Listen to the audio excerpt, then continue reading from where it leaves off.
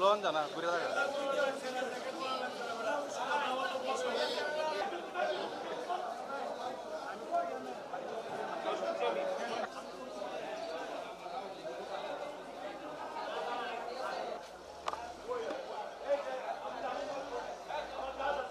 সরাল থানার মামলা নম্বর 4 তারিখ 3 সেপ্টেম্বর 2024 এর এজাহার নামীয় আসামি উম্মে ফাতেমা নাজমা বেগম শিউলি আজাদ এজাহার নামীয় 4 নম্বর আসামি তাকে মামলার তদন্তকারী অফিসার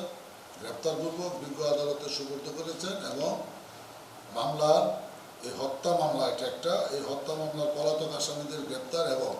অজ্ঞাতনামা যে আসামি আছে তাদের শনাক্তকরণের জন্য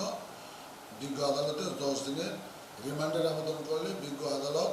8 দিনের রিমান্ড মঞ্জুর করেছে।